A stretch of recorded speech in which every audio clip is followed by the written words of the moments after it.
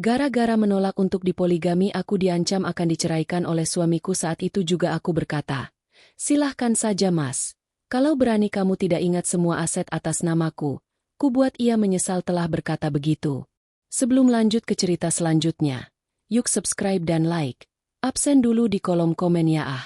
Pagi itu, sinar matahari menyusup lembut melalui tirai tipis kamar yang berwarna putih gading. Nadia membuka matanya perlahan, lalu menoleh ke samping. Di sebelahnya, suaminya, Raka, masih terlelap dengan wajah damai. Ada rasa syukur yang mengalir di dada Nadia setiap kali ia melihat sosok itu. Raka adalah cinta sekaligus sahabat yang ia pilih untuk mendampingi perjalanan hidupnya. Mereka menikah 3 tahun lalu dengan pesta yang sederhana, namun penuh kehangatan. Bagi Nadia, cinta lebih penting daripada gemerlap pesta. Ia bukan tipe perempuan yang memimpikan gaun mewah dan pesta megah di gedung besar, melainkan kebersamaan yang tulus. Raka, dengan senyum lembutnya dan tutur katanya yang selalu menenangkan, seolah menjanjikan kehidupan rumah tangga yang penuh cinta. Hari-hari awal pernikahan mereka memang bagaikan mimpi. Raka yang kala itu sedang merintis usaha kecil di bidang kontraktor, selalu berbagi mimpi dengan Nadia setiap malam. Mereka duduk di teras rumah kontrakan sederhana, menyeruput teh hangat, lalu saling menguatkan. Suatu hari nanti, Nat, aku ingin kita punya rumah yang besar, dengan halaman luas. Anak-anak kita bisa bermain sepuasnya di sana, ucap Raka suatu malam sambil memandang bintang. Nadia tersenyum, memandang wajah suaminya yang dipenuhi semangat. Kalau masih yakin dan terus berusaha, aku akan selalu mendukung. Aku juga ingin ikut membangun mimpi itu. Nadia memang bukan sekadar istri yang tinggal menunggu nafkah. Sejak sebelum menikah, ia sudah terbiasa bekerja keras. Ia mengelola butik kecil milik keluarganya, lalu berkembang menjadi usaha online yang cukup sukses. Ketika menikah dengan Raka, ia rela menutup sebagian usahanya dan mengalihkan fokus membantu suaminya membangun perusahaan. Hari demi hari, usaha mereka mulai berkembang. Berawal dari proyek kecil renovasi rumah, lalu meningkat ke skala yang lebih besar. Setiap keuntungan selalu mereka bagi dengan penuh kebijaksanaan. Namun, atas saran seorang teman, sebagian besar aset yang mereka beli, mulai dari rumah, kendaraan, hingga rekening tabungan, dicatat atas nama Nadia. Alasannya sederhana, demi keamanan, agar jika terjadi apa-apa dengan usaha atau pajak, aset pribadi tetap aman. Awalnya, Raka tidak terlalu peduli dengan hal itu. Aku percaya sama kamu, Nat. Semua ini milik kita berdua. Namanya saja yang tercatat atas nama kamu, katanya santai. Ucapan itu membuat Nadia semakin yakin bahwa suaminya adalah sosok yang tulus. Baginya, Raka adalah pemimpin keluarga yang bijak, pria yang bisa diandalkan. Mereka seakan pasangan sempurna, saling melengkapi, saling mendukung, saling mencintai. Kebahagiaan semakin lengkap ketika 1 tahun setelah pernikahan, Nadia melahirkan seorang putri cantik yang mereka beri nama Alia. Bayi itu menjadi pelita rumah tangga mereka. Tangisnya yang nyaring di tengah malam tidak pernah dianggap beban. Justru, setiap kali Raka terbangun untuk membantu menimang Alia, hati Nadia semakin berbunga-bunga. Aku ingin Alia tumbuh dengan melihat ayahnya selalu ada, kata Raka suatu malam, sambil mengusap rambut bayi mungilnya. Nadia menatapnya penuh cinta. Dan aku ingin dia tahu bahwa ibunya selalu mendukung ayahnya, dalam suka maupun duka. Kalimat sederhana itu bagaikan ikrar yang mereka ucapkan berulang kali. Namun, kebahagiaan itu tidak datang begitu saja. Di balik senyum yang selalu terukir, ada perjuangan panjang yang mereka jalani. Raka harus bekerja siang dan malam untuk mengurus proyek, sementara Nadia mengatur administrasi, pembukuan, bahkan turun langsung membantu komunikasi dengan klien. Banyak orang yang heran, mengapa Nadia begitu terlibat dalam bisnis suaminya. Kamu itu perempuan, seharusnya di rumah saja. Biarkan suamimu yang bekerja, kata salah seorang kerabat. Nadia hanya tersenyum. Ia tidak merasa lebih rendah dengan membantu. Justru baginya, keberhasilan Raka adalah keberhasilannya juga. Dan memang, kerja keras mereka berbuah manis. Dalam waktu 3 tahun, mereka berhasil membeli rumah 2 lantai di kawasan strategis. Sebuah mobil keluarga terparkir di garasi, dan tabungan mereka cukup untuk membiayai masa depan Alia. Semua tampak sempurna. Pagi itu, setelah Raka berangkat kerja, Nadia duduk di meja makan sambil menatap tumpukan dokumen. Ada sertifikat rumah, rekening tabungan, dan laporan keuangan perusahaan. Semuanya rapi tersusun, dan yang membuatnya semakin lega adalah semua tercatat atas namanya. Ia tersenyum tipis. Bukan karena merasa berkuasa, tapi karena yakin keputusan itu benar.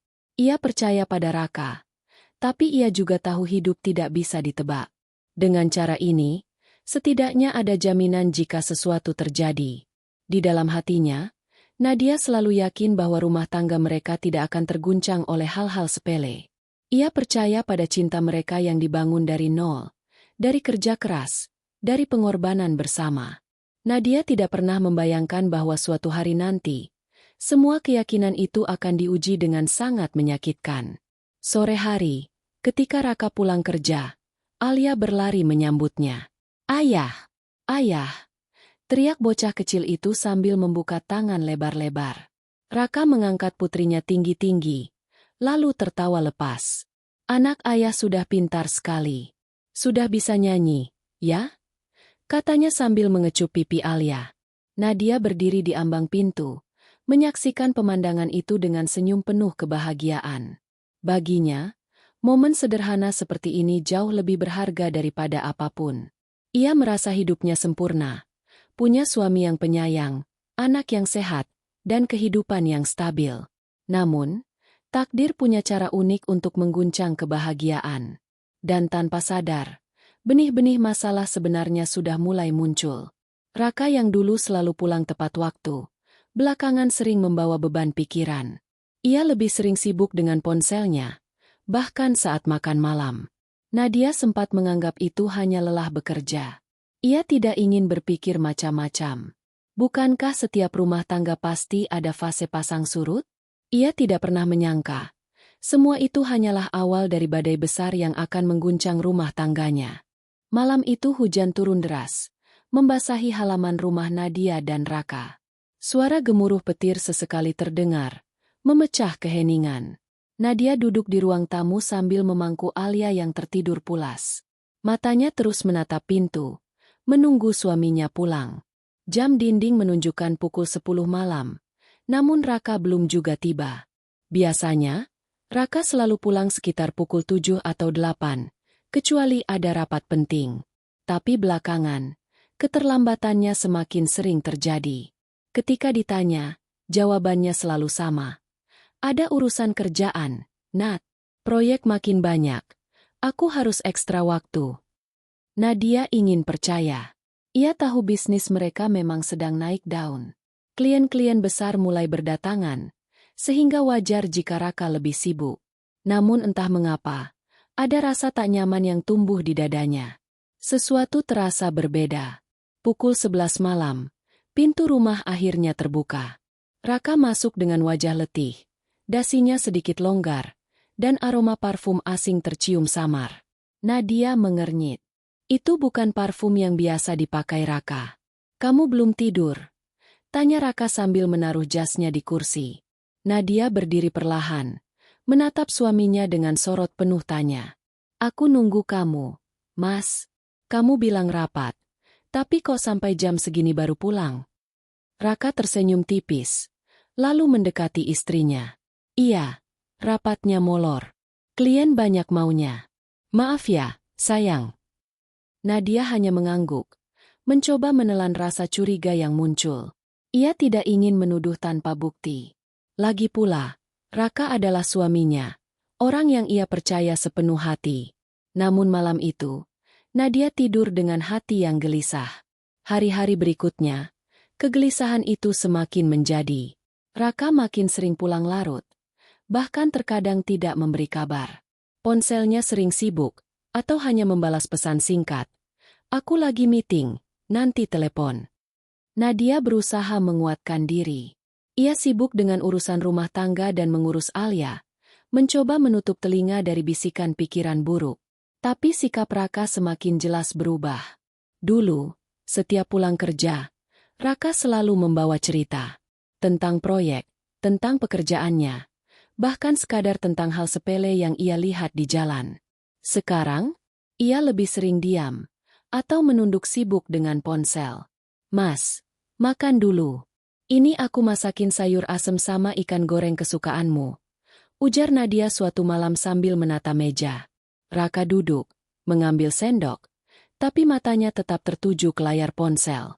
Ia hanya menjawab singkat, "Iya, makasih." Nadia terdiam, menatap suaminya dengan hati perih. Di hadapannya duduk lelaki yang sama, tapi sikapnya tak lagi sama. Suatu sore, Nadia mengajak Alia jalan-jalan ke taman dekat rumah. Saat sedang mendorong ayunan, ia bertemu dengan Maya, tetangga sekaligus teman lamanya. "Nat, aku mau nanya. Suamimu akhir-akhir ini sering kelihatan sama perempuan cantik itu, ya?" tanya Maya hati-hati. Nadia kaget. Wajahnya langsung berubah. "Maksudmu?" "Aku nggak tahu jelas. Tapi 2 kali aku lihat di kafe dekat kantor suamimu. Dia duduk sama perempuan itu. Kelihatan akrab banget. Aku nggak berani ngomong. Takut salah. Tapi aku pikir, lebih baik kamu tahu." Dada Nadia seakan dihantam palu. Jantungnya berdegup kencang. Tangan yang menggenggam ayunan tiba-tiba bergetar. Ia memaksa tersenyum pada Maya. "Oh, mungkin itu kliennya. Kamu tahu sendiri kan, kerjaan Raka sering ketemu orang." Maya mengangguk, tapi sorot matanya menunjukkan keraguan. Sepulang dari taman, Nadia duduk lama di kamar. Pandangannya kosong, pikirannya kacau. Apakah benar Raka selingkuh? Tidak mungkin. Lelaki yang selama ini ia kenal bukan tipe seperti itu. Tapi, mengapa ada begitu banyak tanda yang ia rasakan? Malamnya, saat Raka pulang lebih awal, Nadia mencoba membuka percakapan. "Mas, akhir-akhir ini kamu sering pulang malam. Aku dengar kabar nggak enak. Ada yang bilang kamu sering ketemu perempuan lain." Raka langsung mengangkat kepalanya. Wajahnya berubah, antara kaget dan tersinggung. "Kamu percaya omongan orang luar dibanding aku sendiri, Nat?" Nadia terdiam, menatap suaminya dengan mata berkaca-kaca. "Aku cuma pengen jujur sama kamu. Aku nggak mau ada yang disembunyikan di antara kita." Raka berdiri, berjalan mondar-mandir. "Aku sibuk kerja, Nat. Semua ini aku lakukan buat kamu dan Alia. Tapi kamu malah nuduh yang enggak-enggak." "Mas, aku nggak nuduh. Aku cuma..." "Udah, cukup," potong Raka dengan nada tinggi. Nadia terhenyak. Selama 3 tahun menikah, ini pertama kalinya Raka membentaknya. Hatinya hancur. Malam itu mereka tidur saling membelakangi. Alia yang terlelap di tengah-tengah mereka seakan menjadi pembatas yang dingin. Nadia menangis dalam diam, menahan suara agar tidak membangunkan anaknya. Ia tidak menyangka, lelaki yang dulu begitu lembut kini berubah keras dan mudah tersulut emosi. Ada sesuatu yang disembunyikan. Nadia bisa merasakannya. Namun ia tidak tahu bagaimana harus mencari tahu. Hari berganti minggu. Raka semakin jauh. Ia jarang memeluk Nadia, jarang bercanda dengan Alia, bahkan mulai menghindari percakapan panjang di meja makan. Suatu kali, Nadia mencoba menghubunginya siang hari. Telepon tidak diangkat, pesan tidak dibalas. Namun tak lama, ia melihat status WhatsApp Raka sedang online. Hatinya makin perih. "Apa benar, Mas? Kamu berubah karena ada orang lain?" gumamnya dengan mata berkaca-kaca. Nadia menatap wajah Alia yang sedang tertidur siang. Anak itu masih begitu polos. Tak tahu badai yang sedang mengintai rumah tangganya. Nadia mengusap rambut putrinya, lalu berbisik lirih. "Nak, doakan ibu kuat ya. Ibu nggak tahu apa yang sedang terjadi, tapi ibu janji akan selalu ada buat kamu." Di balik semua kecurigaan itu, Nadia masih mencoba memegang teguh kepercayaannya pada suami. Ia yakin, kalaupun ada masalah, mereka bisa bicarakan baik-baik. Namun hatinya juga mulai sadar, kebahagiaan yang dulu mereka miliki perlahan mulai retak. Retakan itu mungkin belum terlihat jelas dari luar, tapi Nadia merasakannya setiap hari. Senyum Raka tak lagi hangat, pelukannya tak lagi erat, dan tatapannya tak lagi sama. Yang lebih menakutkan, Nadia merasa semua ini baru permulaan. Sesuatu yang lebih besar sedang menunggu di ujung jalan. Sesuatu yang bisa menghancurkan segalanya. Pagi itu, rumah terasa hening. Nadia sibuk menyiapkan sarapan di dapur. Sementara Alia sedang bermain dengan bonekanya di ruang tamu. Aroma nasi goreng dan telur dadar memenuhi ruangan, mengingatkan pada masa-masa awal pernikahan mereka. Namun kehangatan itu kini terasa hampa. Raka duduk di meja makan, matanya menatap kosong ke layar ponsel. Sesekali ia menghela napas panjang. Wajahnya terlihat serius, seperti sedang menimbang sesuatu. Nadia melirik sekilas. Ada sesuatu yang aneh dari suaminya pagi ini. Seolah-olah Raka sedang menyimpan beban besar yang akan segera diungkapkan. "Mas, makan dulu. Nasi gorengnya masih hangat," ucap Nadia sambil meletakkan piring di hadapan Raka. Raka hanya mengangguk, tapi tidak langsung menyentuh sendok. Tangannya masih menggenggam ponsel, meski layarnya sudah mati. Suasana canggung membuat Nadia akhirnya duduk berhadapan dengannya. "Ada apa, Mas? Dari tadi wajahmu tegang sekali. Kalau ada masalah di kantor, cerita saja. Mungkin aku bisa bantu." Raka terdiam lama. Lalu ia meletakkan ponselnya di meja, menatap Nadia dengan tatapan yang sulit dibaca. "Aku memang mau bicara serius, Nat," katanya akhirnya. Suaranya berat, seperti menahan sesuatu. Nadia menelan ludah. Ia tahu, percakapan ini tidak akan mudah. "Bicara apa, Mas?" Raka menarik napas panjang, lalu menghembuskannya perlahan. Aku ingin menikah lagi." Kata-kata itu menghantam Nadia seperti petir di siang bolong. Tangannya yang sedang memegang sendok langsung terlepas, jatuh ke lantai. Suara berdering sendok membuat Alia menoleh sekilas, lalu kembali asyik bermain. Nadia membeku. Matanya membesar, dadanya berdegup kencang, seakan tidak percaya apa yang baru ia dengar. Apa yang kamu bilang, Mas?" Raka menatapnya lurus. "Aku ingin poligami, Nat. Menikah lagi dengan perempuan lain." Nadia merasa kepalanya berputar. Ia bangkit, berjalan beberapa langkah ke arah dapur, lalu kembali menatap suaminya. "Mas, kamu sadar nggak apa yang kamu bilang? Kita sudah punya rumah tangga, punya anak. Kamu janji dulu menikah hanya sekali. Sekarang kamu bilang mau poligami." Raka berusaha tetap tenang. "Aku nggak ingkar janji. Aku hanya merasa, ini adalah jalan yang terbaik buatku. Aku masih mampu, baik secara finansial maupun fisik. Dan dalam agama, poligami itu diperbolehkan, Nat." Nadia meremas jemarinya sendiri. Air matanya hampir jatuh, tapi ia tahan. Diperbolehkan bukan berarti harus dilakukan. "Apa kamu sudah lupa bagaimana kita dulu membangun semuanya dari nol? Aku mendukungmu. Aku membantu bisnismu. Sekarang setelah semua mapan, kamu tega bilang mau nikah lagi?" Raka berdiri, berjalan mendekat, mencoba menggenggam tangan istrinya. "Nat, dengarkan dulu. Aku nggak pernah berniat menyakiti kamu. Aku hanya ingin adil. Aku ingin memberikan kesempatan buat perempuan lain yang butuh perlindungan." Nadia menepis tangannya. "Perlindungan? Jangan munafik. Mas, katakan saja kalau kamu sudah jatuh cinta sama perempuan lain. Siapa dia? Perempuan yang sering kamu temui belakangan ini?" Wajah Raka berubah. Ada kilatan kaget, tapi ia cepat menutupi.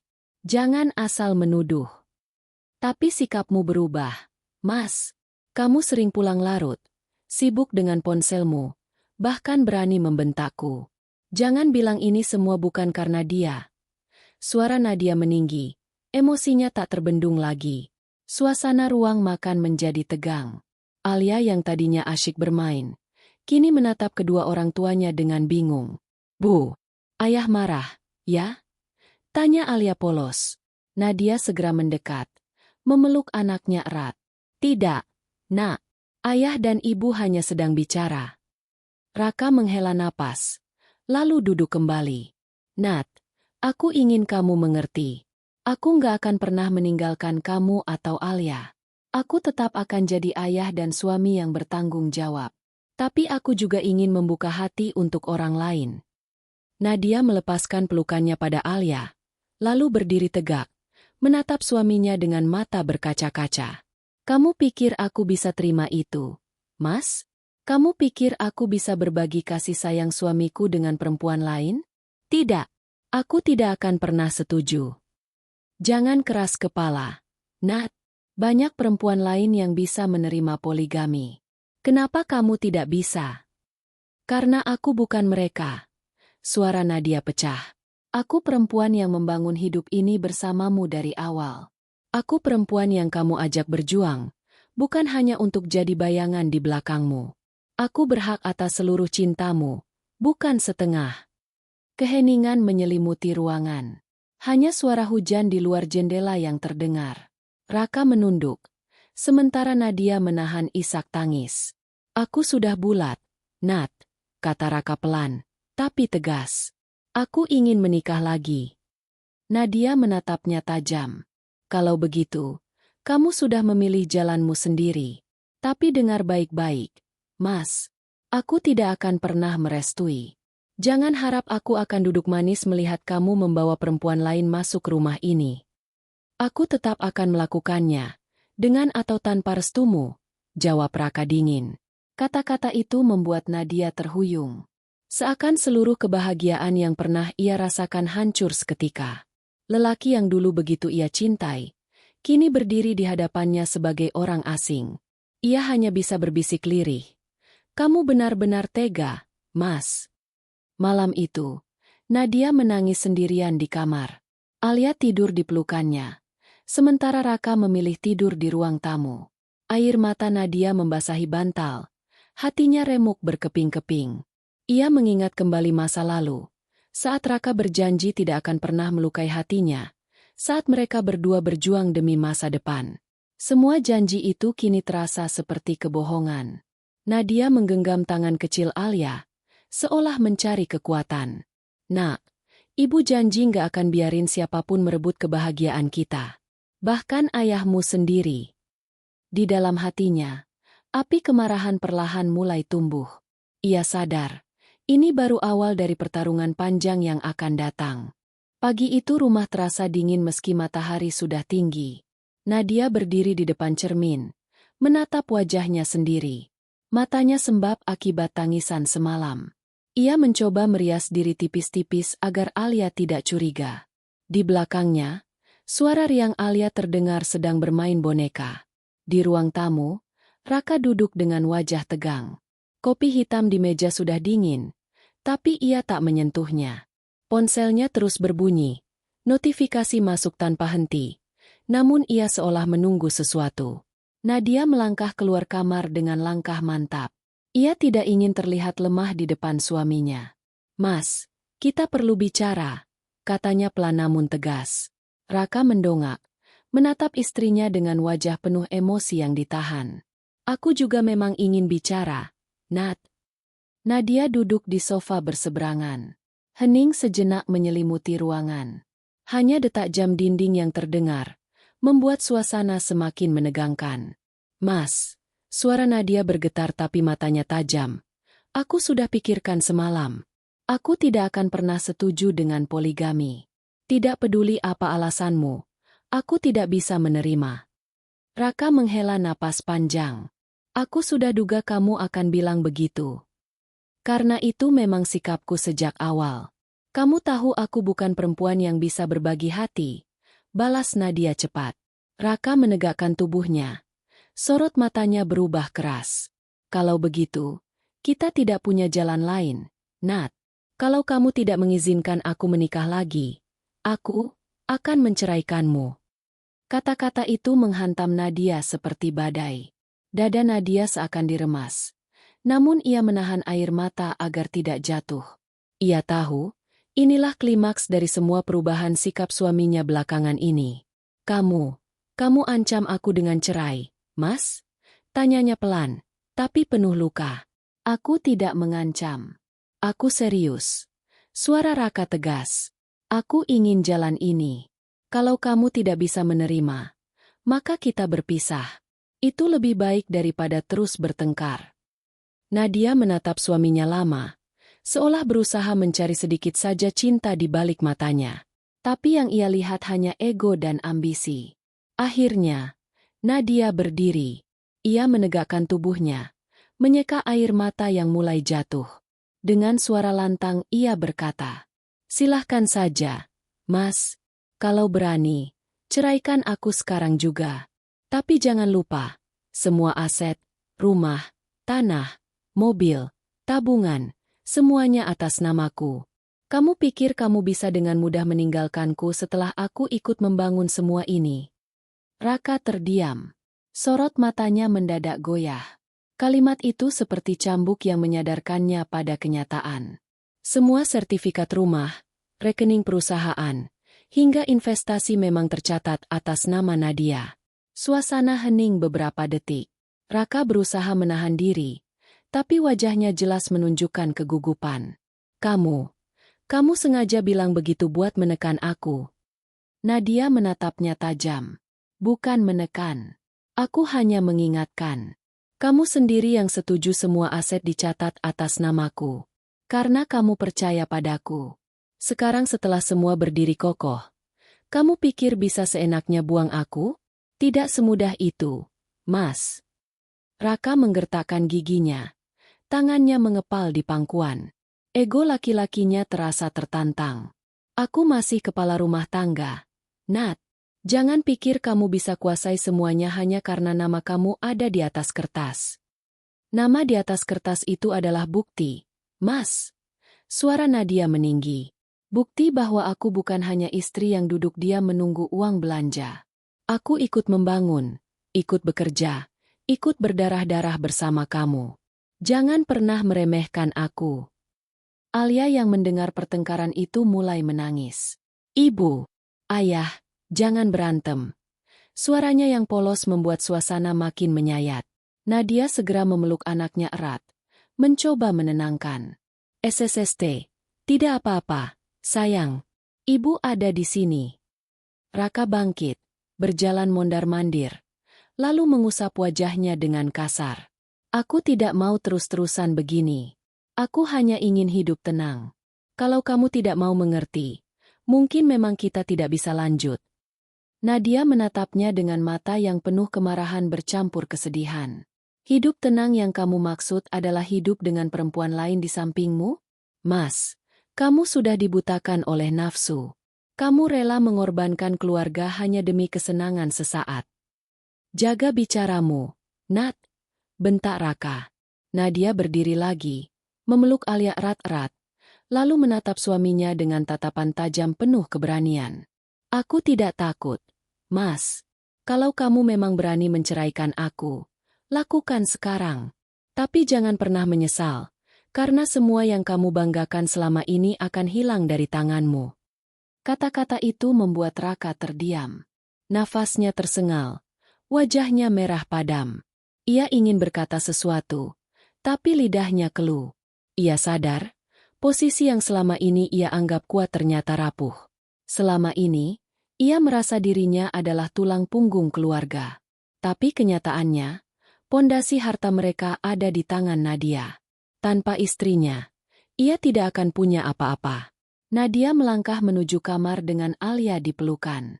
Sebelum masuk, ia menoleh sekali lagi. "Ingat, Mas, jangan pernah remehkan perempuan yang kamu kira lemah. Aku bisa hidup tanpa kamu. Tapi kamu, bisakah kamu hidup tanpa aku?"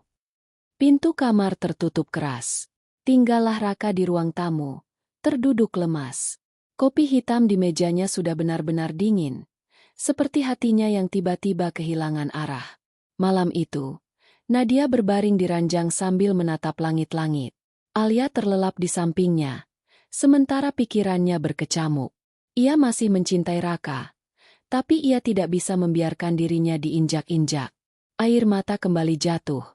Namun kali ini bukan hanya karena sedih. Ada api dalam hatinya. Api yang membuatnya ingin menunjukkan pada Raka bahwa ia bukan perempuan yang bisa diancam atau dipermainkan. Baiklah, Mas. Gumam Nadia dalam hati. Kalau kamu benar-benar ingin menceraikan aku akan pastikan kamu menyesal. Di ruang tamu, Raka duduk termenung. Tatapannya kosong. Ia baru saja menyadari bahwa ancamannya sendiri bisa menjadi bumerang. Ia ingin menunjukkan kuasa, tapi justru tersadar bahwa ia tidak memegang kendali atas apapun. Di malam yang sunyi itu, masing-masing dari mereka bergulat dengan pikirannya sendiri. Satu dengan kemarahan bercampur tekad, yang lain dengan penyesalan bercampur kebingungan. Dan sejak hari itu, rumah mereka tak pernah sama lagi. Malam itu, setelah kalimat tajam keluar dari mulutku, rumah terasa begitu hening. Tidak ada lagi suara bantingan pintu atau teriakan yang biasanya mewarnai pertengkaran kami. Raka duduk terdiam di ruang tamu, menunduk, sementara aku memilih masuk ke kamar tanpa menoleh sedikit pun. Ada rasa perih yang masih berdenyut di dadaku, tapi ada juga kepuasan kecil karena akhirnya aku bisa menunjukkan padanya bahwa aku bukan perempuan lemah yang bisa diperlakukan semena-mena. Aku rebahkan tubuhku di kasur, namun mataku enggan terpejam. Air mata masih mengalir, bercampur antara sakit hati dan kelegaan. Bayangan wajah Raka saat mendengar kalimatku tadi terus terngiang. Dia memang kaget. Aku bisa membacanya dari raut wajahnya. Selama ini mungkin dia lupa bahwa semua aset rumah tangga kami, dari rumah mewah, mobil, hingga usaha besar yang terus berkembang, semua berada atas namaku. Bukan karena aku serakah atau tidak percaya, tapi sejak awal menikah, aku yang lebih teliti dalam urusan administrasi dan hukum. Aku yang selalu mendorong agar setiap aset dicatat atas namaku, meski sebagian dana berasal dari Raka. Bagiku, itu bagian dari sistem keamanan rumah tangga. Aku tidak menyangka, keputusan itu kini menjadi tameng yang melindungiku. Malam yang panjang. Jam sudah menunjukkan pukul 2 dini hari. Aku masih terjaga, sementara Raka belum juga masuk kamar. Aku bisa mendengar langkahnya mondar-mandir di luar, lalu suara kursi digeser, kadang suara tarikan napas panjang. Jelas ia sedang gelisah. Aku menutup telinga dengan bantal, mencoba untuk tidak peduli. Tapi jauh di dalam hatiku, aku merasa sedih. Inilah lelaki yang dulu kupercaya akan jadi teman hidup, kini malah berubah menjadi orang asing yang ingin menikahi perempuan lain di atas pengorbananku. Aku akhirnya tertidur menjelang subuh, dengan tubuh lelah dan hati patah. Pagi yang dingin. Ketika aku bangun, sinar matahari sudah menembus tirai kamar. Aku mendapati ruang tamu berantakan, cangkir kopi kosong, asbak penuh, dan Raka tertidur di sofa. Wajahnya kusut. Jelas ia tidak tidur nyenyak. Aku menatapnya sebentar. Ada rasa iba, tapi segera ku tepis. Aku tidak boleh goyah. Dengan tenang aku masuk ke dapur, menyiapkan sarapan sederhana hanya untuk diriku sendiri. Biasanya aku akan menyiapkan makanan favoritnya. Tapi kali ini aku tidak peduli. Ketika aroma roti panggang memenuhi udara, Raka terbangun. Ia mengucek matanya lalu menatapku dari jauh. Ada jeda panjang sebelum akhirnya ia bersuara. Nadia, panggilnya lirih. Aku tidak menoleh, hanya melanjutkan mengoles selai roti. Kenapa kamu nggak bangunin aku? Tanyanya lagi. Aku menahan senyum sinis. Untuk apa? Kamu kan sibuk dengan pikiranmu sendiri. Raka mendesah berat. Ia bangkit, berjalan mendekat, lalu duduk di meja makan. Kamu masih marah? Tanyanya hati-hati. Aku menatapnya datar. Menurutmu? Dia terdiam. Tidak ada lagi nada arogan seperti semalam. Justru kini terlihat jelas rasa takut di wajahnya. Bayangan aset. Sejak semalam, aku tahu pikirannya penuh dengan satu hal, aset. Semua yang kami miliki, semua yang ia banggakan di depan orang lain, berada di bawah namaku. Jika ia benar-benar menceraikanku, maka ia akan kehilangan hampir semuanya. Aku bisa melihat ketakutan itu dari cara ia menatapku sekarang. Pandangan yang penuh ragu, seolah setiap kata bisa berbalik menjadi senjata untuknya. Maaf. Akhirnya ia berucap pelan. Aku terdiam, Tidak menyangka ia akan meminta maaf secepat itu. Aku kebawa emosi semalam. Maksudku bukan untuk mengancam kamu. Lanjutnya tergagap. Aku menyandarkan tubuh ke kursi, menatapnya lurus-lurus. Tapi kamu melakukannya. Raka, kamu ancam aku dengan kata cerai hanya karena aku menolak poligami. Kamu pikir aku istri yang bisa kamu atur sesuka hati? Raka menunduk. Tangannya mengepal di atas meja. Namun suaranya terdengar lemah. Aku salah. Aku menelan ludah, menahan emosi yang hampir pecah lagi. Kalau kamu memang merasa salah, kenapa dari awal harus ada niat itu? Apa aku kurang? Apa pengorbananku selama ini tidak berarti apa-apa? Pertanyaan itu membuat ruangan kembali hening. Hanya suara detik jam dinding yang terdengar. Raka tidak menjawab, karena ia tahu apapun jawabannya hanya akan menambah luka. Jarak yang semakin jauh. Hari-hari berikutnya berjalan dingin. Kami masih tinggal serumah, masih tidur di kamar yang sama, tapi seolah ada tembok besar memisahkan. Aku sibuk dengan pekerjaanku, sementara Raka lebih sering keluar rumah. Sesekali ia mencoba mengajak bicara, tapi aku hanya menanggapi seperlunya. Aku tidak ingin bersandiwara seolah semua baik-baik saja. Aku juga tidak mau lagi menjadi perempuan yang hanya menunggu dan memaafkan. Luka itu nyata, dan aku berhak menaruh jarak. Yang membuatku kuat hanyalah kesadaran bahwa aku punya pegangan, aset atas namaku. Itu bukan sekadar harta, tapi simbol bahwa aku punya kendali atas hidupku sendiri. Penyesalan awal. Suatu malam, aku mendengar Raka berbicara di telepon. Ia tidak menyadari aku mendekat. Suaranya terdengar pelan, penuh keluh kesah. Aku bingung. Semua aset atas nama dia. Kalau aku nekat cerai, habis sudah semuanya. Aku nggak bisa mulai dari nol lagi. Aku terdiam di balik pintu. Hatiku campur aduk. Ada bagian diriku yang merasa puas, karena akhirnya dia sadar betapa penting peranku. Tapi ada juga bagian yang perih. Karena ternyata alasan ia bertahan bukan karena cinta, melainkan karena harta. Malam itu aku menangis dalam diam. Aku merasa seperti benda yang dipertahankan hanya karena nilai material, bukan sebagai istri yang dicintai. Pertarungan batin. Hari-hari selanjutnya aku hidup dalam dilema.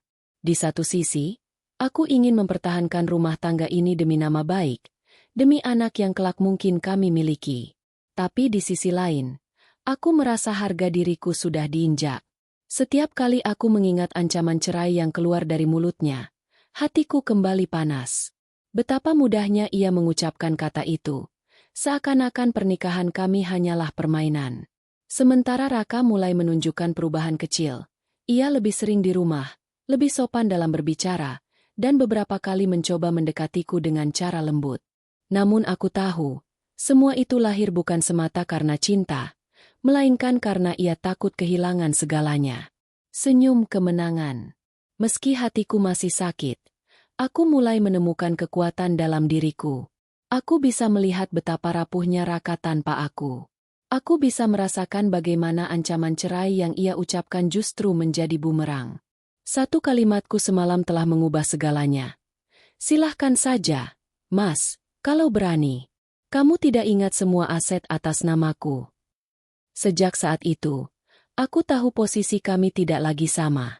Aku bukan istri yang bisa dia tekan. Aku punya kuasa. Dan entah mengapa, ada senyum kecil yang terbit di bibirku setiap kali mengingat wajahnya yang pucat saat mendengar kalimat itu. Senyum kemenangan. Pagi itu udara terasa lebih segar dari biasanya. Burung-burung di halaman rumah bernyanyi riang, seolah ingin menyapaku dengan semangat baru. Namun di dalam diriku, ada badai kecil yang tak bisa ditenangkan begitu saja. Pertengkaran malam itu, ancaman cerai dari Raka, dan penyesalan awal yang kutangkap dari sikapnya membuatku menyadari satu hal, aku harus berubah. Aku tidak boleh lagi menjadi perempuan yang hanya menerima. Aku harus berdiri di atas kakiku sendiri. Aku melangkah ke cermin besar di kamar, menatap wajahku sendiri. Ada sembab di mata, tapi juga ada sorot yang berbeda. Sorot keberanian. Mulai hari ini, kamu harus lebih kuat, Nat, gumamku pada diri sendiri. Kalau dia berani menyakiti, kamu juga harus berani mempertahankan harga dirimu. Mengambil alih kendali. Hari itu, aku masuk ke kantor cabang utama bisnis yang kami rintis bersama. Aku sengaja mengenakan blazer putih dengan sepatu hak tinggi yang membuat langkahku terdengar tegas. Para karyawan menatapku dengan kagum sekaligus heran. Mereka jarang melihatku datang langsung untuk memimpin rapat. Biasanya Raka yang tampil di depan. Sementara aku hanya mengurus bagian administrasi di balik layar. Namun kali ini berbeda. Aku sengaja berdiri di ruang rapat besar, memimpin diskusi strategi pengembangan bisnis.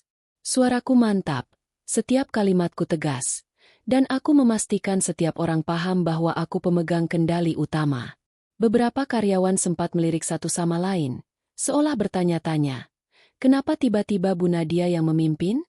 Tapi aku tahu mereka menghormatiku, karena pada akhirnya semua dokumen legal, rekening perusahaan, dan sertifikat memang atas namaku.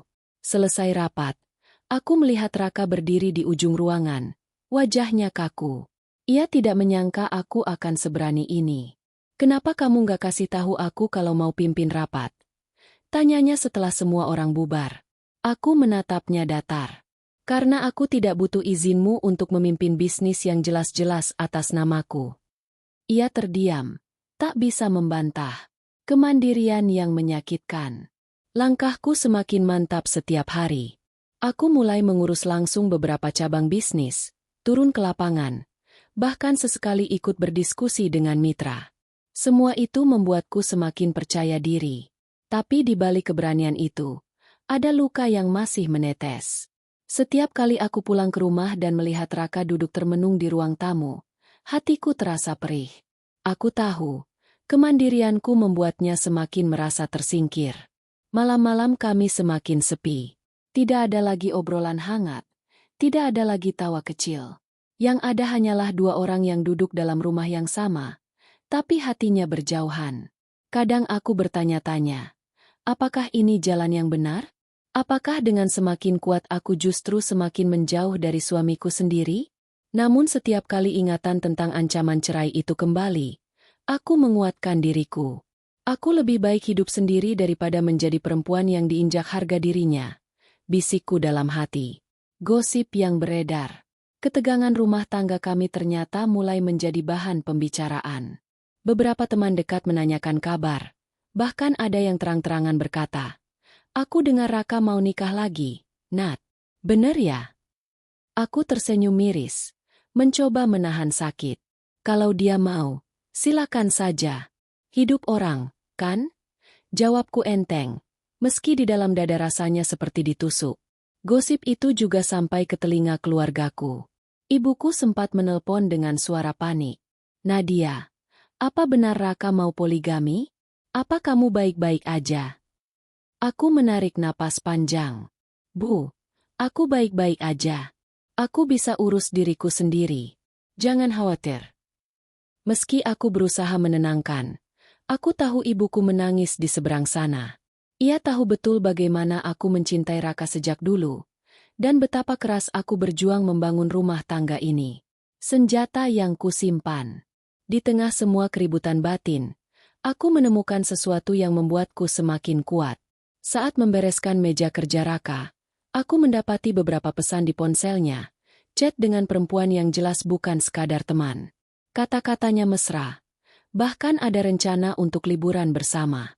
Aku tidak kaget, karena sebenarnya aku sudah mencurigainya sejak lama.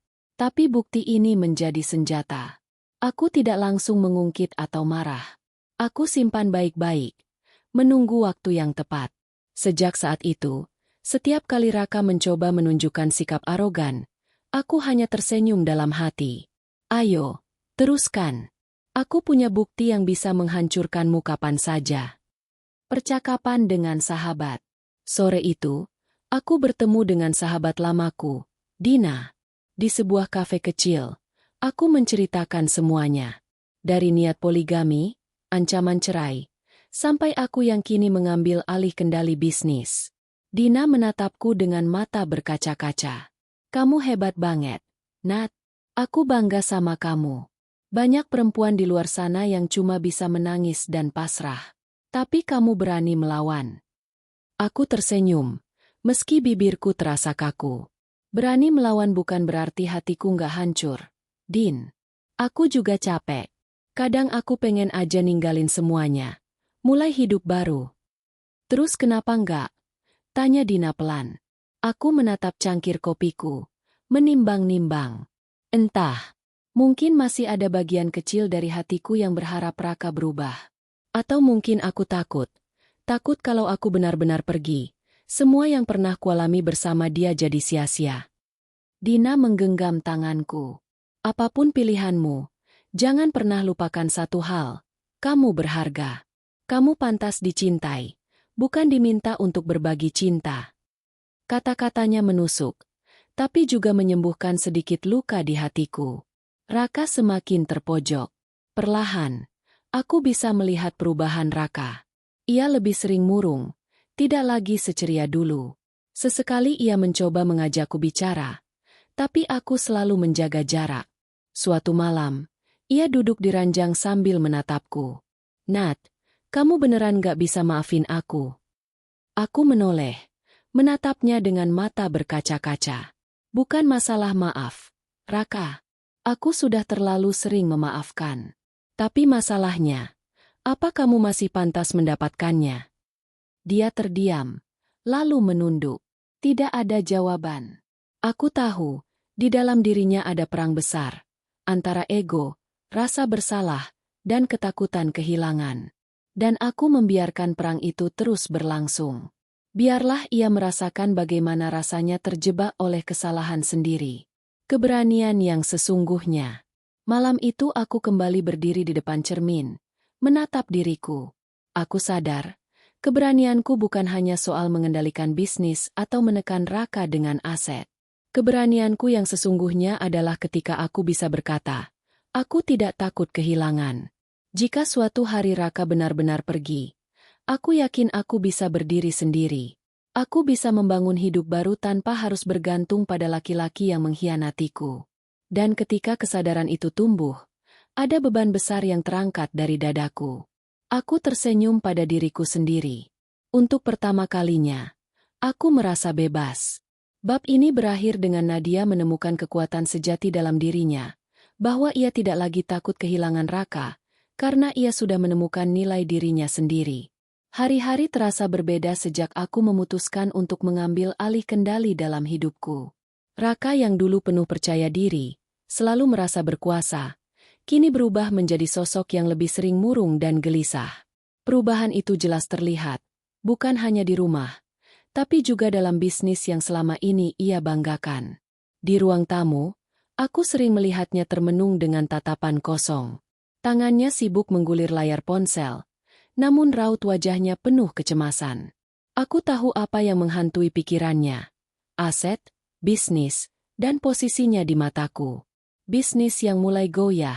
Salah satu cabang usaha kami mulai menunjukkan penurunan omzet.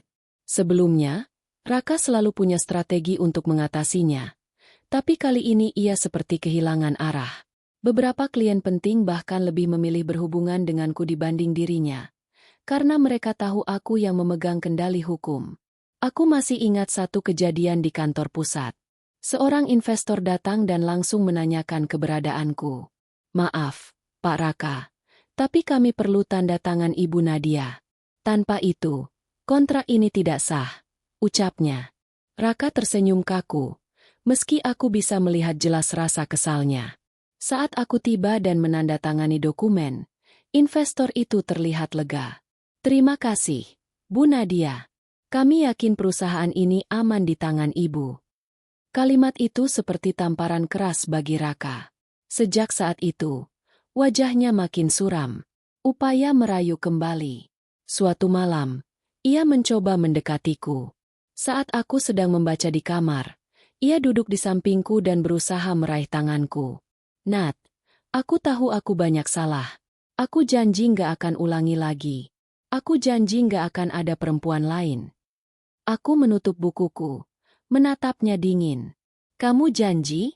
Raka, berapa kali kamu sudah janji dan mengingkarinya? Dia terdiam. Wajahnya menegang. Aku serius kali ini. Aku tertawa kecil, tapi pahit. Kalau kamu serius, kenapa ada pesan-pesan itu di ponselmu? Jangan pura-pura lupa. Matanya membesar. Ia kaget aku tahu. Kamu lihat ponselku. Aku mencondongkan tubuh ke arahnya.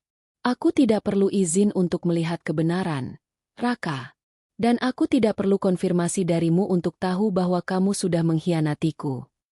Ia terdiam. Wajahnya pucat. Malam itu, ia tidak bisa berkata apa-apa lagi. Panik yang tak tersembunyi. Sejak percakapan itu, Raka mulai menunjukkan kepanikan nyata. Ia sering menelpon orang-orang dengan nada putus asa, mencoba mencari jalan untuk membalikan keadaan.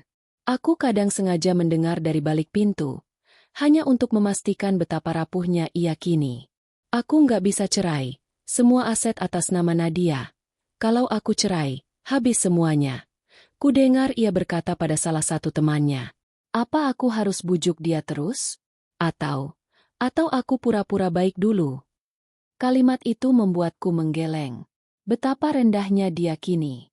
Semua yang dulu ia banggakan, kini justru jadi jeratnya sendiri. Perempuan itu membuat masalah. Suatu hari, aku mendapat pesan anonim di media sosial. Isinya hinaan dan ejekan. Kamu egois, tidak mau berbagi suami. Suamimu lebih bahagia denganku. Aku tersenyum sinis. Aku tahu pesan itu datang dari perempuan yang Raka coba dekati.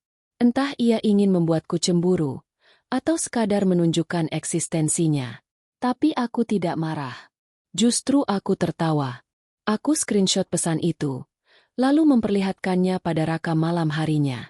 Kamu lihat ini? Tanyaku sambil menyodorkan ponsel. Raka membaca. Wajahnya langsung pucat. Itu nggak penting, Nat. Jangan didengerin.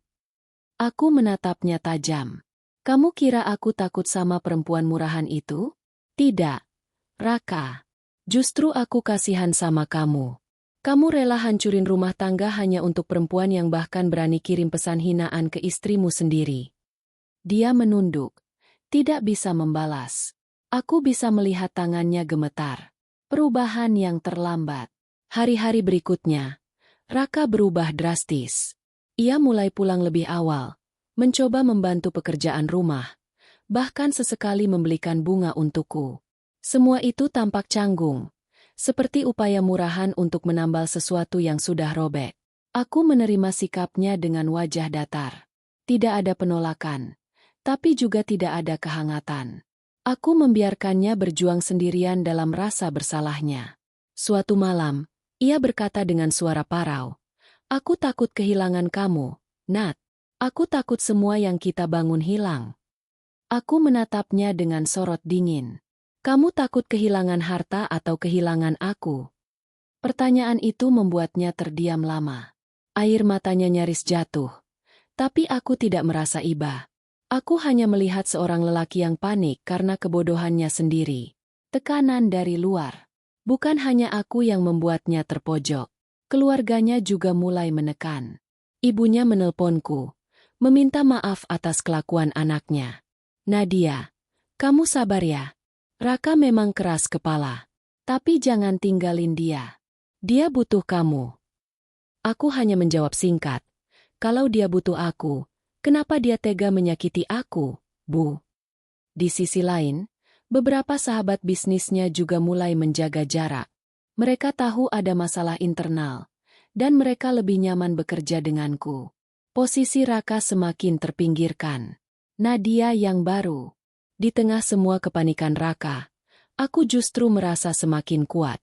Aku belajar banyak tentang diriku sendiri, bahwa aku mampu berdiri, mampu memimpin, dan mampu menentukan arah hidupku tanpa harus bergantung pada suami. Aku mulai tersenyum lebih sering, bukan untuknya, tapi untuk diriku sendiri. Aku mulai merasa merdeka. Setiap kali aku melihat wajah Raka yang murung, aku tidak lagi merasa terikat. Justru aku merasa bebas, karena kini aku tahu, aku tidak takut kehilangan dia. Raka menyadari semuanya. Suatu malam, Raka mendekatiku lagi. Kali ini wajahnya benar-benar hancur. Ia berlutut di depanku, sesuatu yang belum pernah kulihat selama bertahun-tahun pernikahan. Nat, aku mohon, jangan tinggalkan aku. Aku nggak bisa tanpa kamu. Aku nyesel. Aku benar-benar nyesel. Aku menatapnya lama, membiarkan tangisan itu jatuh di hadapanku. Raka, penyesalanmu datang terlambat. Kamu pikir aku bisa melupakan semua begitu saja? Kamu pikir aku bisa menghapus luka ini hanya dengan air mata? Dia terisak, memegang tanganku erat. Aku janji, aku akan berubah. Tolong kasih aku kesempatan. Aku menarik tanganku pelan. Kamu memang akan berubah, Raka. Tapi bukan karena aku, melainkan karena keadaan sudah menghukummu. Malam itu, aku meninggalkannya menangis sendirian di lantai kamar. Bab ini berakhir dengan Raka yang semakin panik dan hancur oleh ulahnya sendiri, sementara Nadia semakin menemukan kekuatan diri. Posisi keduanya kini benar-benar berbalik. Yang dulu menekan, kini tertekan. Yang dulu tertekan, kini berkuasa. Hari-hari setelah gugatan cerai itu berjalan dengan cepat. Sinta merasa lega. Meski jauh di dalam hatinya ada luka yang belum sepenuhnya sembuh. Rasa sakit akibat pengkhianatan Raka masih terasa. Tapi setiap langkah yang ia ambil menuju kemandirian membuatnya semakin kuat. Di rumah besar yang kini hanya ia tempati bersama anak-anak, Sinta mulai menata kembali kehidupannya. Ia tidak ingin hanya menjadi wanita yang dikenal karena harta warisan keluarga. Sinta ingin membuktikan bahwa dirinya mampu berdiri di atas kaki sendiri, tanpa bergantung pada siapapun. Membuka jalan baru. Pagi itu, setelah mengantar anak-anak ke sekolah, Sinta duduk di ruang kerjanya. Ia menatap layar laptop sambil memandangi draft proposal bisnis yang sudah ia siapkan beberapa minggu terakhir. Aku bisa memulainya sekarang, gumamnya dengan penuh keyakinan. Sejak lama, Sinta memiliki ketertarikan pada dunia fashion. Ia sering mendesain busana sederhana untuk dipakai sendiri dan sering dipuji oleh teman-temannya. Kali ini, ia ingin melangkah lebih jauh, membuka butik fashion dengan label pribadinya. Untuk mewujudkannya, Sinta memanfaatkan salah satu ruko miliknya yang selama ini dibiarkan kosong. Ia mulai menghubungi desainer muda, penjahit, hingga fotografer yang bisa membantu membangun citra brandnya. Aku ingin butik ini bukan hanya menjual pakaian, tapi juga menjadi simbol bahwa seorang wanita bisa bangkit setelah dikhianati, ucap Sinta kepada Maya saat mereka sedang berdiskusi. Maya tersenyum bangga. Aku kagum sama kamu, Sin. Kamu nggak cuma bertahan, tapi juga melompat jauh lebih tinggi. Aku yakin butik ini bakal sukses. Bisikan di lingkungan. Namun, kebangkitan Sinta tidak sepenuhnya disambut positif. Di lingkungan sosialnya, mulai beredar gosip-gosip miring. Kasihan, ya, Sinta. Ditinggal suami, tapi pura-pura tegar dengan buka bisnis segala. Bisik seorang ibu-ibu saat arisan. Aku dengar dia sengaja bikin usaha itu supaya mantannya nyesel. Nggak tahu diri, padahal dulu hidup enak karena suaminya. Sahut yang lain. Sinta mendengar kabar itu dari Maya, tapi ia hanya tersenyum.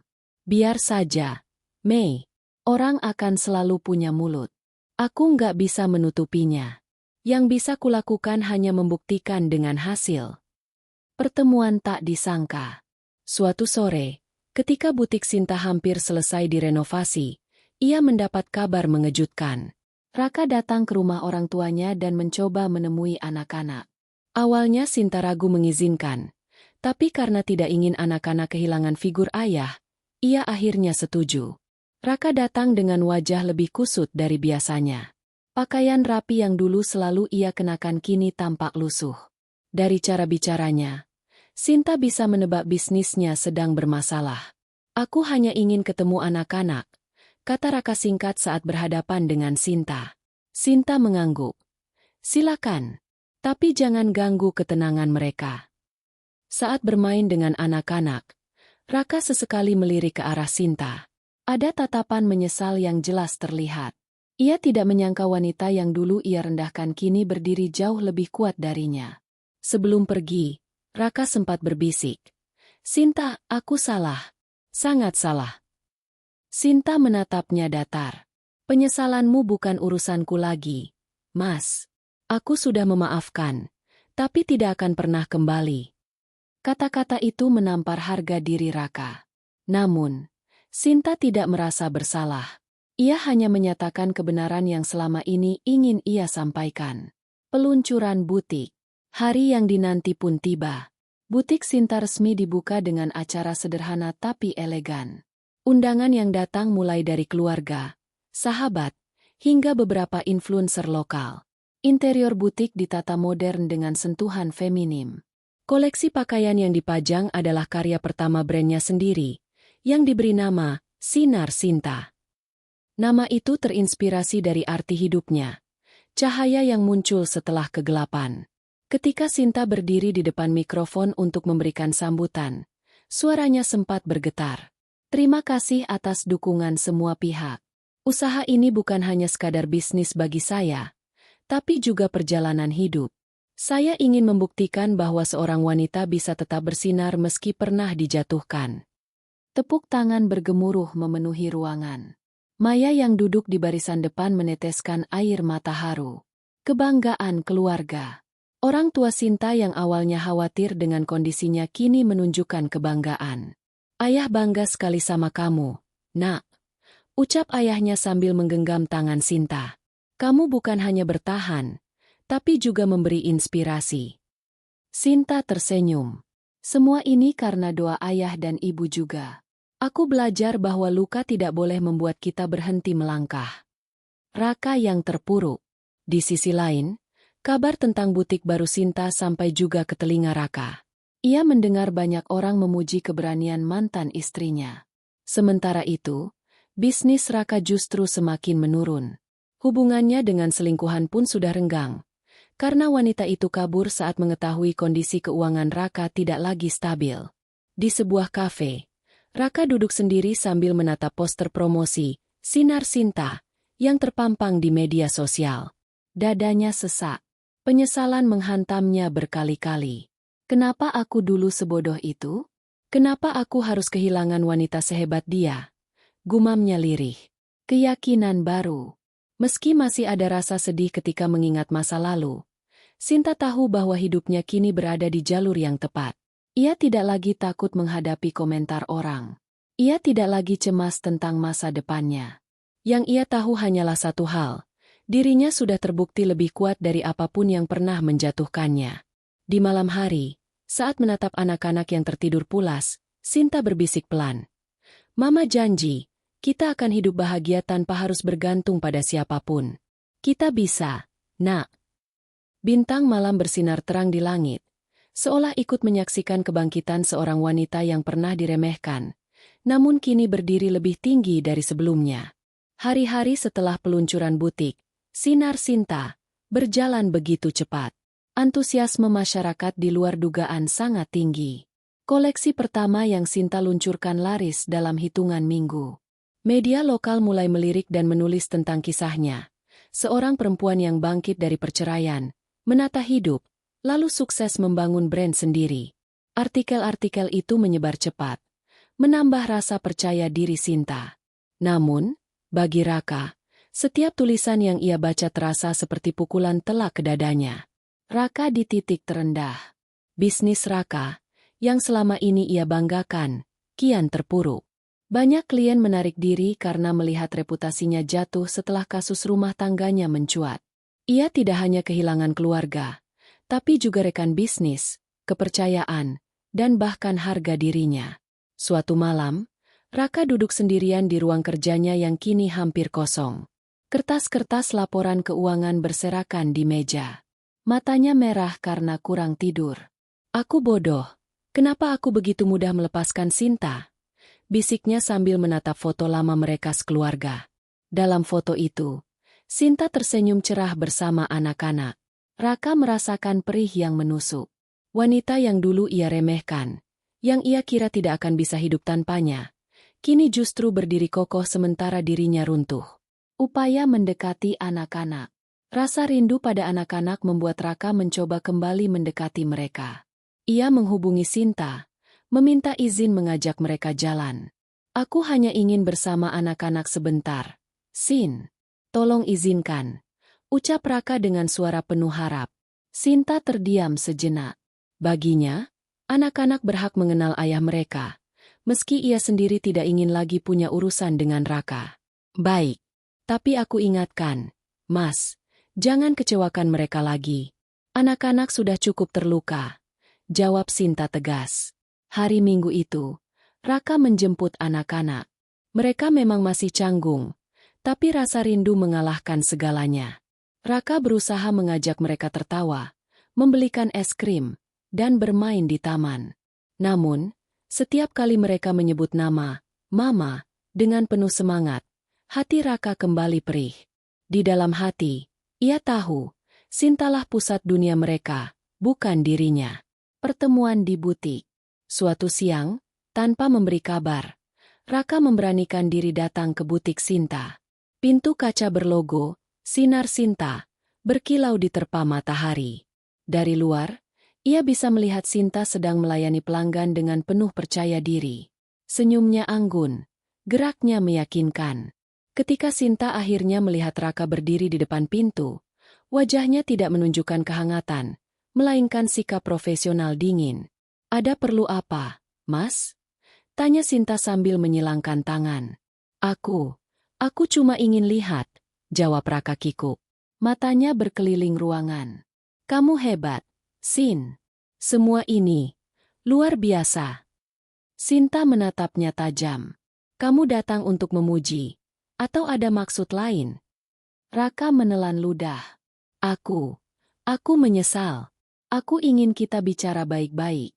Aku ingin memperbaiki semuanya. Sinta menghela napas panjang. Terlambat, Mas. Aku sudah melewati masa terburukku tanpa kamu. Dan lihat, aku baik-baik saja. Bahkan lebih baik. Raka terdiam. Kata-kata Sinta itu menusuknya lebih dalam daripada semua kerugian bisnis yang ia alami. Maya menghadang. Ketika Raka mencoba mendekati Sinta lagi, Maya muncul. Ia berdiri di sisi sahabatnya, seolah menjadi perisai.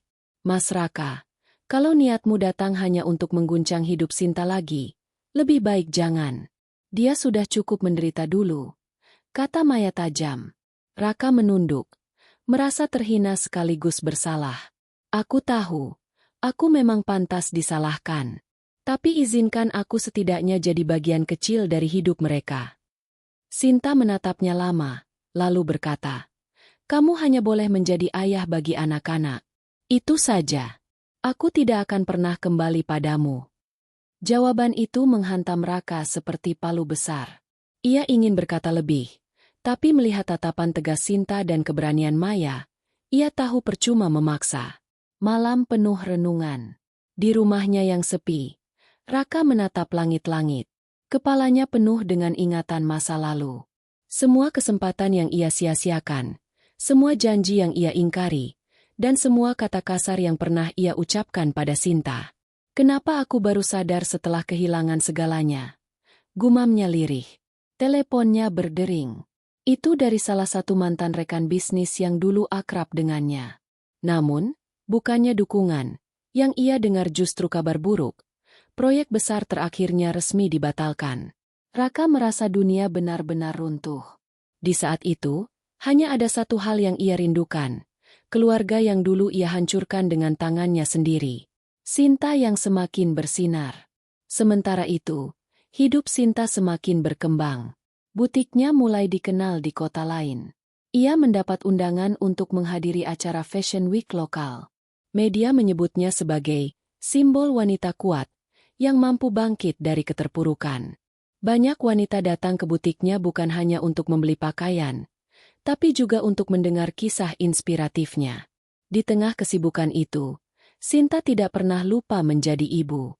Ia selalu menyempatkan diri menjemput anak-anak, membantu mereka belajar, dan membacakan dongeng sebelum tidur. Aku bangga sama Mama, kata putri kecilnya suatu malam. Guru di sekolah bilang Mama hebat. Sinta meneteskan air mata haru. Terima kasih, Nak. Semua yang Mama lakukan hanya untuk kalian. Pertemuan tak terduga di acara sosial. Beberapa minggu kemudian, Sinta menghadiri acara amal yang diadakan di balai kota. Tak disangka, Raka juga hadir sebagai tamu undangan. Di hadapan banyak orang, Raka terlihat lebih pucat, dengan wajah lelah dan tubuh yang lebih kurus. Ketika melihat Sinta tampil anggun di panggung untuk memberikan sambutan, ia merasa dadanya diremas. Setelah acara, Raka memberanikan diri menghampiri Sinta.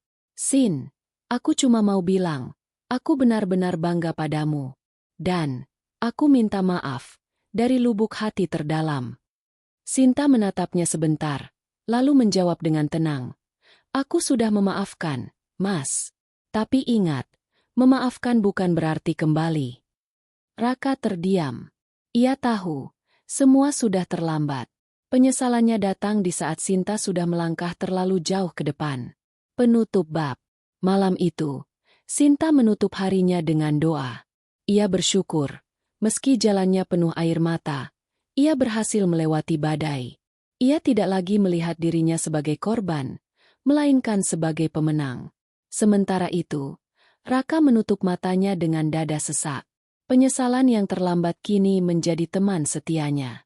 Pagi itu, Sinta duduk di teras rumah sambil menyesap secangkir teh hangat. Angin berembus lembut, membawa aroma bunga Kamboja dari halaman. Anak-anaknya sudah berangkat sekolah, meninggalkan rumah dalam keadaan tenang. Ia menatap sekeliling. Rumah yang dulu terasa sepi kini penuh kehidupan. Renovasi kecil yang ia lakukan menjadikan setiap sudut terasa lebih nyaman. Foto-foto anak-anak berjejer rapi di dinding ruang tamu, dan di ruang kerja. Rak penuh dengan katalog butik, sinar Sinta, berdiri gagah. Sinta tersenyum tipis. "Inilah hidupku sekarang. Tidak sempurna, tapi aku bahagia." Undangan yang menggetarkan hati. Beberapa hari kemudian, Sinta mendapat undangan dari salah satu penyelenggara Jakarta Fashion Week. Brand, Sinar Sinta, dipilih untuk ikut serta dalam parade busana lokal. Undangan itu membuat hatinya bergetar. "Ini kesempatan besar, Mei," kata Sinta sambil menunjukkan undangan itu pada sahabatnya. Maya menjerit kecil. "Ya ampun, Sin. Aku tahu kamu bakal sampai ke titik ini. Lihat, kamu sudah benar-benar diakui. Aku bangga banget." Sinta menghela napas haru. "Aku masih nggak percaya semua ini nyata. Dulu aku cuma istri rumah tangga yang sibuk mengurus anak dan suami. Sekarang, aku bisa berdiri sendiri." Maya menatapnya lekat-lekat. "Justru itulah, Sin. Karena kamu pernah diremehkan, sekarang kebangkitanmu jadi lebih indah." Bayangan masa lalu. Menjelang acara besar itu, Sinta tidak bisa menghindari rasa gugup. Setiap kali berdiri di depan cermin, ia teringat pada masa lalu.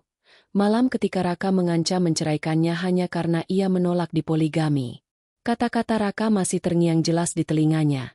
"Kalau kamu menolak, kita cerai saat itu juga." Dan jawaban yang ia lontarkan dengan penuh keberanian. "Silahkan saja, Mas. Kalau berani, kamu lupa semua aset atas namaku." Kini, saat ia berdiri sebagai wanita sukses, Sinta sadar betapa pentingnya keberanian itu. Jika saat itu ia memilih diam, mungkin hidupnya tidak akan pernah berubah. Raka yang datang lagi. Seminggu sebelum acara besar itu, Raka datang lagi ke rumah Sinta. Kali ini ia tampak lebih lusuh dari sebelumnya. Rambutnya berantakan, wajahnya dipenuhi lingkar hitam, dan tubuhnya kurus. Sinta menyambutnya dengan hati-hati. Anak-anak kebetulan ada di rumah dan berlari memeluk ayah mereka. Raka menahan air mata ketika merasakan pelukan itu. "Maafkan ayah ya, Nak," katanya sambil mengecup kening anak-anak. Setelah mereka masuk ke kamar, Sinta dan Raka duduk berdua di ruang tamu. Suasana canggung menyelimuti ruangan. "Aku dengar kamu akan tampil di Jakarta Fashion Week," ucap Raka pelan. Sinta hanya mengangguk. "Aku bangga padamu, Sin. Dan, aku semakin sadar betapa bodohnya aku dulu. Aku kehilangan wanita yang seharusnya aku jaga." Sinta menatapnya dengan mata dingin namun tenang. "Mas, aku sudah melewati masa sakit itu. Aku sudah memaafkanmu. Tapi memaafkan bukan berarti memberi kesempatan kedua. Kamu hanya bisa menjadi ayah bagi anak-anak, tidak lebih. Raka menunduk. Air matanya jatuh. Tapi Sinta tidak terguncang. Hatinya sudah terlalu kuat untuk goyah lagi. Malam Fashion Week. Hari yang dinanti pun tiba. Gedung megah di Jakarta dipenuhi tamu undangan, desainer, model, dan media. Sorot lampu menambah suasana glamor. Sinta berdiri di balik panggung, mengenakan gaun sederhana namun elegan. Koleksi busananya, yang terinspirasi dari perjalanan hidupnya, siap dipamerkan. Ketika musik mulai mengalun, satu persatu model berjalan di atas catwalk. Pakaian rancangan Sinta memancarkan aura kekuatan dan keanggunan. Penonton bertepuk tangan meriah. Di akhir pertunjukan, Sinta dipanggil ke atas panggung. Tepuk tangan bergemuruh menyambutnya. Dengan suara bergetar, ia berkata, "Terima kasih atas kesempatan ini. Karya saya lahir dari luka, tapi juga dari keberanian. Saya ingin setiap wanita tahu bahwa mereka bisa bertahan, bahkan ketika dunia mencoba menjatuhkan. Jangan biarkan orang lain mendefinisikan siapa kita. Kita sendiri yang menentukan cahaya kita." Air mata haru menetes di pipi banyak penonton malam itu. Penyesalan yang benar-benar terlambat. Di antara kerumunan, Raka duduk di barisan belakang. Ia tidak diundang, tapi memaksa masuk dengan alasan ingin menonton. Matanya berkaca-kaca melihat Sinta berdiri di atas panggung, dikelilingi sorotan lampu dan tepuk tangan. Dia seharusnya masih jadi milikku, gumam Raka lirih. Meski hatinya tahu ia sudah tidak pantas lagi. Penyesalan itu kini menjadi penjara. Tidak ada lagi pintu keluar baginya. Sinta sudah terlalu jauh melangkah ke depan. Kemenangan sejati. Sepulang dari acara, Sinta duduk di balkon hotel tempat ia menginap. Maya duduk di sampingnya, menatap langit malam. "Kamu sadar enggak, Sin? Kamu sudah benar-benar menang," kata Maya. Sinta tersenyum samar. "Aku bukan menang karena membalas, Mei. Aku menang karena aku bertahan. Aku tidak hancur meski dicoba dijatuhkan. Itu saja sudah cukup bagiku." Maya menggenggam tangannya erat. "Dan itu yang membuatmu jauh lebih kuat daripada siapapun." Sinta menatap bintang di langit. Dalam hati ia berbisik, "Terima kasih, Tuhan. Karena dari luka, aku belajar berdiri. Dari pengkhianatan, aku belajar menghargai diriku sendiri. Dan dari kehilangan, aku menemukan kebahagiaan sejati." Epilog. Hidup yang baru. Beberapa bulan setelah acara besar itu, sinar Sinta semakin dikenal. Ia mulai merambah pasar internasional, menerima pesanan dari luar negeri. Anak-anak tumbuh bahagia, bangga pada ibunya. Mereka sering bercerita di sekolah tentang mama mereka yang hebat. Raka, di sisi lain, semakin terpuruk.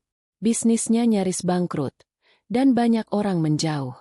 Namun, itu bukan lagi urusan Sinta. Ia sudah memilih jalannya sendiri. Di hari ulang tahun Sinta yang ke-35, butik barunya diresmikan di kota lain. Saat ia meniup lilin bersama anak-anak, hatinya penuh dengan rasa syukur. "Aku tidak butuh siapapun untuk membuatku berharga. Aku sudah cukup dengan diriku sendiri dan anak-anakku," ucap Sinta pelan. Dan di sanalah cerita ini berakhir. Seorang wanita yang dulu diremehkan, dikhianati, bahkan hampir dipaksa tunduk, kini berdiri tegak. Ia tidak hanya selamat, tapi juga bersinar lebih terang dari yang pernah ia bayangkan.